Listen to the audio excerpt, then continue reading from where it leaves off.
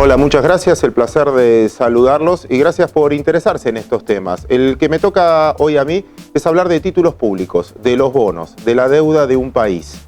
Mi nombre es Claudio Suchovicki y lo que vamos a tratar de atravesar en estos minutos, mientras que usted tenga la paciencia de seguir mirando esto, para qué sirve y cómo cada uno puede evaluar, no solo desde el lado de la inversión, sino desde el punto de vista estratégico de un país para financiar el largo plazo. Títulos públicos, bonos, que es el tema que me ocupa. ¿Saben cuándo nacieron más o menos? Cerca de los años 80, finales de los años 80. ¿Cómo se financiaban antes los países? Porque la razón de todo esto es precisamente porque la mayoría de los países tienen ingresos. Esos ingresos es lo que nos cobra a todos nosotros de impuestos. Y tiene gastos. ¿Qué son los gastos? Las cosas necesarias que hace un Estado. Salud, educación, obra pública, seguridad. Todo eso lo paga con lo que recauda de impuestos. Usted sabrá que muchas veces no llega a cubrir con los impuestos sus gastos. Y eso se llama déficit. ¿Cómo financia un país el déficit? Mediante la deuda pública. Muy comúnmente antes llamada deuda externa. Antes de los 80, ¿cómo se hacía? Al principio, hasta los años 70, los que prestaban plata eran los bancos. Me acuerdo hace mucho tiempo, yo era chiquito, hace mucho tiempo el que te prestaba la plata eran los grandes bancos. De hecho, el Citibank había tenido un problema muy serio en los 80, precisamente porque era el gran acreedor de la mayoría de los países latinoamericanos. Cuando empieza a pasar eso y a afectar a la banca, nacen, desde el punto de vista de prestamista de última instancia, los organismos multilaterales. Lo que usted conoce seguramente y leerá en los diarios como Fondo Monetario Internacional, Banco Mundial, Banco Integrado de Desarrollo, BID, etc. Todos esos, Club de París, todos esos organismos eran lo que les prestaban plata a los países. En un momento, esos organismos que ejercían una presión política muy grande, se encontró la idea de que se haga a través de títulos públicos, que los inversores, que usted, que yo, que cualquiera, pueda comprar y vender estos títulos públicos. De ahí nació esta emisión titularizada, de títulos públicos. Emisión de bonos. En Argentina se hicieron famosos a través de los bonex externos, habían nacido allá por los 80, precisamente el primer bono externo popular fue el Bonex 82. Y a partir de ahí fueron las creaciones. Hasta que vino un señor, que no sé, creo que no ganó un premio Nobel de Economía, pero casi, que se llamaba Nicholas Brady, que creó un plan, el Plan Brady, para que todos los países del mundo tengan bonos muy parecidos, con la misma estructura, para que uno pueda comparar el rendimiento de un bono de los Estados Unidos con uno de Perú, con uno de Colombia, con uno de Argentina y con uno de Nigeria.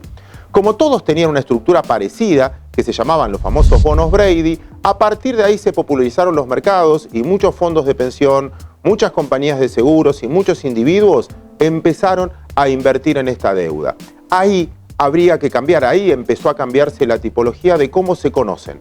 Ya no son más deuda externa es deuda pública, porque el tenedor de la deuda es el público en general. Los mercados otorgan un lugar donde estos bonos se puedan operar y usted y yo y cualquiera pueda invertir en su propio país o en otro país comprando precisamente la deuda. Y cada vez que un país necesita dinero, emite este tipo de bonos. Es una forma entonces de financiamiento. Primer mito que tienen seguramente la mayoría de los que operan en el mercado de capitales, que esto es especulación, que esto es timba, que esto es no trabajar, etc. Déjeme derivar ese mito diciendo lo siguiente: finalmente el que invierte en un título público, el que compra un bono, está prestando a su propio país. Es una manera de que los ahorros de cada uno de nosotros lo canalicemos e invirtamos para que el país pueda financiar la educación, la salud, la obra pública, el gasto social, lo que sea necesario, lo que el Estado, a través del gobierno, considera que sea necesario. Quizás es la manera más genuina de invertir. ¿Por qué tiene tanto éxito? Fíjense, el 65% del volumen de la bolsa local de nuestro mercado son bonos, son títulos públicos, el 65%. Pero el 40% del mercado del mundo son títulos públicos, es lo que más opera. Porque un país es lo más seguro en términos de ranking. ¿Por qué? Porque un país nunca quiebra. Miren que nosotros hicimos los esfuerzos suficientes para tratar de derivar esta ley, pero un país nunca quiebra. El riesgo soberano siempre es menor al riesgo privado, porque una empresa que está dentro de un país puede quebrar independientemente de que al país le vaya mal o bien. Pero si al país le va mal, seguramente la empresa no tendrá éxito. Por eso en la escala de valores, cuando uno habla de una inversión segura, primero viene el título público, los bonos, ¿sí? La deuda pública, luego la deuda privada, ya sea bancaria, una obligación negociable de una empresa, los instrumentos que pueden ver en otros videos proporcionados por la Fundación. Esta es la introducción. Por eso es necesario y es muy interesante, aunque usted quizás no opere en títulos públicos, seguir la cotización de los mismos porque refleja el riesgo que ve alguien, un inversor, en un país. Y vamos a empezar entonces esta discusión o este debate precisamente para entender un título público, lo primero que uno tiene que ver. Y en realidad déjeme mencionar al revés. ¿Qué riesgo corro hoy cuando invierto en un título público? Cuando le presto plata a un país. Y hay riesgos que son esenciales. El primero es riesgo del emisor, que el emisor no me cumpla.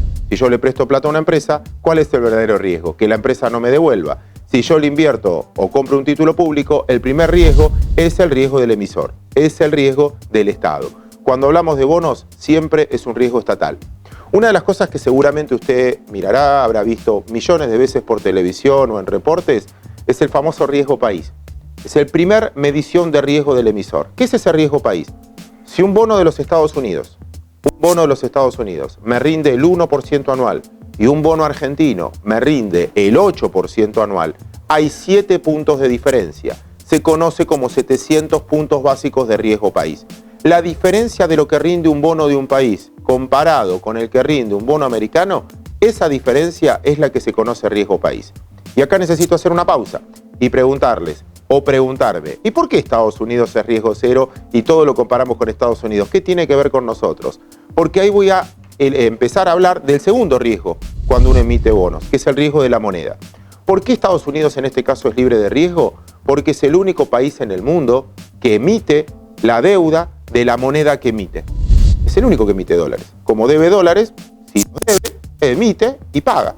Por lo tanto, se considera que no hay riesgo de default. Argentina debe mucho en pesos, eso no es riesgoso, pero debe en dólares. Como debe en dólares, no tenemos la maquinita de emitir dólares. Entonces, sí nos tenemos que comparar con el emisor de estos dólares.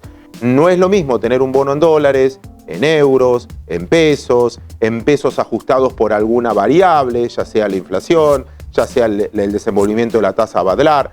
Ese es el segundo riesgo. ¿En qué moneda voy a invertir? Para trasladarlo en castellano.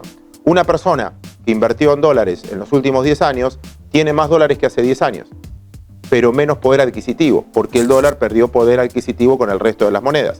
Si esa cuenta la hago en el último año, solo en el último año, al revés, el que invirtió en dólares ganó poder adquisitivo. Por lo tanto, el riesgo no es si el Estado me devuelve o no me devuelve. El riesgo es en qué moneda invertir. Es la segunda decisión a tomar.